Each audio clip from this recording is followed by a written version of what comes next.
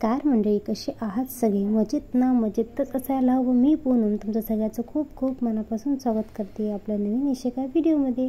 चला तर मग आज आता आम्ही इथे मठावर चाललो. आमच्या मठावर कार्यक्रम आहे. श्रीराम महाराज, आमचे जे महाराज होते त्यांची आता पुण्यतिथी आहे. तिथे तर आम्ही चाललो होतो. तर तुम्ही देवावर मानतात का? तुम्हाला देवावर विश्वास आहे का? असाच एक लेख मी नाही का पेपरला वाचला, तर ते मी तुम्हाला सांगते. एका अमेरिकन पत्रकाराने एका भारतीय ब्राह्मणाला विचारलं, जगामध्ये जिथे तिथे शोषण होते तिथे शोषिताकडून नेहमी क्रांती केली गेली आहे.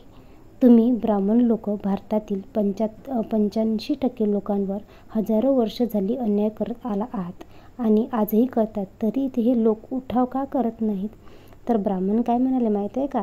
ब्राह्मण म्हणाले, ही लोक मुलं जन्माला घालू शकतात, पण त्यांचं नाव आम्हाला विचारल्याशिवाय ठेवू शकत नाही. ही लोक घर बांधू शकतात, पण आमच्या परवानगीशिवाय घरात पाय ठेवत नाही. ही लोक लग्न करू शकतात, पण आम्हाला विचारल्याशिवाय तारीख व मुहूर्तसुद्धा काढू शकत नाही.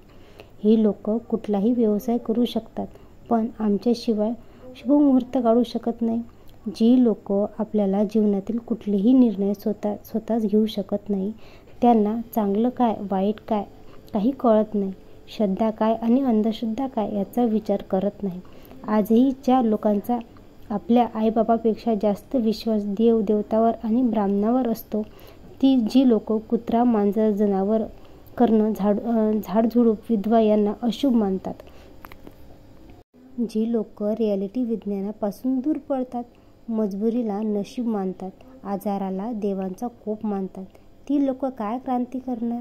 आपल्या उपाशी भावाला किंवा खऱ्या गरजवंतांना ते मदत करत नाहीत, पण मंदिरात चांगुलपणा दाखवायला हजारो लाखो रुपये देतील. त्यांच्या दिवसाची सुरुवात अंधश्रद्धेशिवाय होत नाही. ते वैचारिक गुलाम कधीही क्रांती करत नाही. जोपर्यंत आम्ही त्यांना देव, धर्म, जात, रूढी, परंपरा, खोटे संस्कार, कुंडली यामध्ये अडकून ठेवले आहे, तोपर्यंत आम्ही त्यांचे मालक आहोत. यातून काय बोध घ्यायचा तो ज्याने त्याने ठरवावा. तर हे एक अमेरिकन पत्रकाराला एक भारतीय ब्राह्मणाला विचारलेला प्रश्न होता. तर तुम्हाला याच्यावरून काय समजते हे मला कमेंटमध्ये नक्की सांगा. आता इथे आमची पूजा वगैरे सगळं झालं होतं आणि आम्ही नंतर इथे आलो, बाहेर फिरत होतो थोडं सगळीकडे मठावर. इकडे तिकडे फिरणं चालू होतं, कारण की अद्वैतसोबत आल्यावर संपूर्ण मठ फिरणार नाही असं तर होणारच नाही.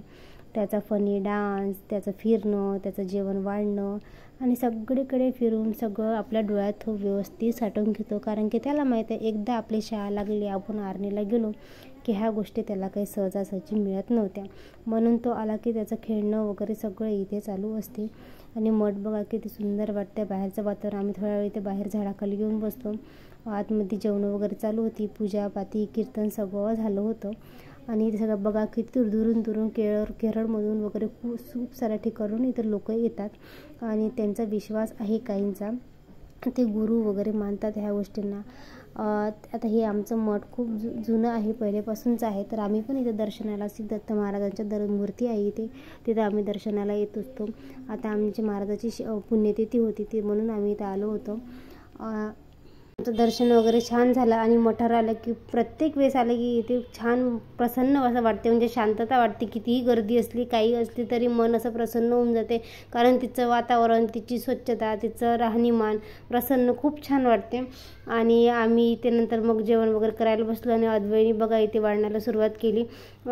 तो त्याचा नेहमीच आहे की कुठे गेलं तरी तो त्याचा हातभार नेहमी छोटा का काम असे ना, पण तो लावत करतच असतो.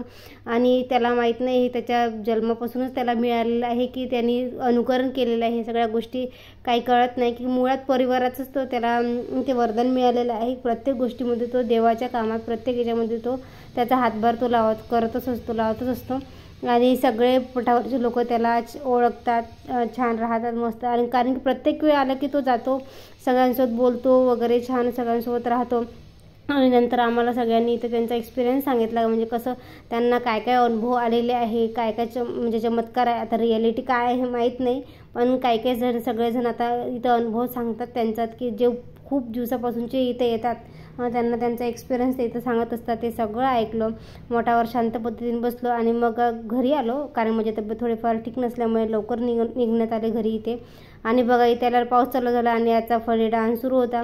आणि माझं असं असते की याच्या प्रत्येक मुवमेंट मला कॅमेऱ्यात कॅप्चर करावं असे वाटते, कारण की हे त्याचं बालपण एकदाच निघून गेलं की डबल भेटणार नाही.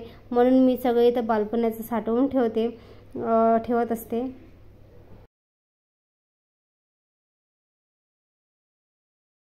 मोठावरचा कार्यक्रम चांगल्या रीतीने इथे पार पडला आणि दुसऱ्या दिवशी मी इथे गावाला आली होती, म्हणजेच माहेरी आली होती. कारण 15-20 दिवस झाले माझी तब्येत काही व्यवस्थित नव्हती. हिमोग्लोबिनचा त्रास होता, चक्कर वगैरे खूप येत होती. म्हणून म्हटलं की काही दिवस थांबली आणि नंतर मग घरच्यांचं म्हणणं होतं की तू थोडं आराम करायला घरी जा, तिथे गेल्यावर फ्रेश होशील. म्हणजे कसं माहेरी आल्यावर मानसिक सगळ्या गोष्टी चांगल्या असते, आपल्याला पण म्हणजे रिलॅक्स राहता येते. आणि म्हणून मग इथे यांचं म्हणणं असं होतं की तू माहेरी जा, म्हणजे तुला रिलॅक्स वाटते, मन तुझं छान प्रसन्न होते. म्हणून मग मी इथे माहेरी आली. काही दिवसांसाठी आलेली आहे इथे. आणि हा खूप माझा जुना व्हिडिओ आहे, तो मी आत्ता अपलोड करते आहे. प्लीज समजून घ्या, तब्येत ठीक नसल्यामुळे मी ते व्हिडिओ काही एवढ्यात माझे अपलोड झाले नाही. शॉर्ट मी काही अपलोड केले, पण लॉंग व्हिडिओ काही माझ्या चॅनलवरती येत नव्हते. तेच कारण आहे की तब्येत माझी ठीक नव्हती, माझं हिमोग्लोबिन वगैरे खूप कमी झालं होतं, ताप वगैरे येत होता म्हणून. आणि तसेही माहेरी आल्यानंतर मला इथे फ्रेश वाटणारच होतं. माहेर म्हणजे काय? अशी एक जागा जिची किंमत तिथे असेपर्यंत कळत नाही. माहेर म्हणजे काय? अशी एक जागा जिची पैशांनी विकत मिळत नाही. माहेरचं सुख काही वेगळंच असते. अशी एक जागा जिथे कोणतीही आपल्याकडून काहीही अपेक्षा करत नाही. अशी एक जागा जिथे कधीही आपल्याला एकटं वाटत नाही. अशी एक जागा जिथे रडणं, हसणं, खिदळणं, खाणं पिणं याशिवाय आपण काहीही करत नाही. माहेर असतेच असं. अशी एक जागा जिचं स्थान पुरुषांना कधीच कळत नाही, ते फक्त बायाच्याच नशिबात असते. अशी एक जागा जिथं आई नाही तर काही नाही. माहेर म्हणजे काय? महिना 2 महिने आधीच कॅलेंडरवर लक्ष ठेवून माहेरी जाण्यासाठी प्रवासाची तिकीट काढणं.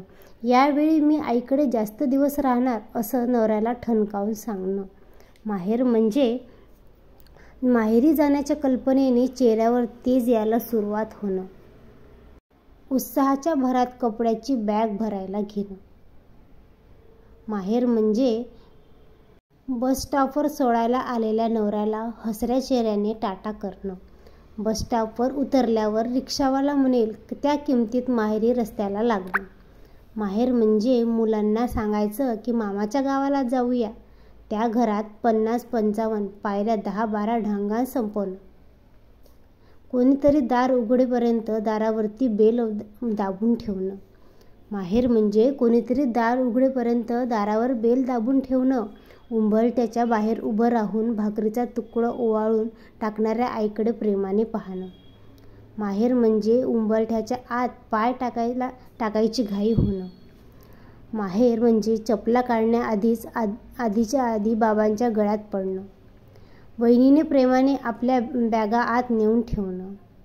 तेच तर आहे खरं माहेरचं सुख. किती वाढली माझी लेक असं आईने केसातून हात फिरवत म्हणणं. माहेर म्हणजे चला आजपासून काय धमाल करायची असं मामाने भाच्याला कौतुकाने विचारणं. तर माहेर म्हणजे स्वयंपाकघरात डोकावून आज काय बेत असं नुसतं विचारणं, पण करणं काहीच नाही. तेच तर आहे माहेरची खरी मज्जा. आवडीच्या पदार्थाची फरमाईश करणं की आज काय बनवलंय असं असते माहेर. माहेरचं सुख प्रत्येकाला नशिबाने मिळत असते. प्रत्येकाच्या नशिबात असते, काहींच्या नशिबात नसते. म्हणून जोपर्यंत माहेर आहे तोपर्यंत माहेर टिकवून ठेवणे आणि हक्काचं घर म्हणजे आपलं माहेरच असते. चला तर मग ह्याच नोट्सवर मी इथे ठेवते. Bye bye.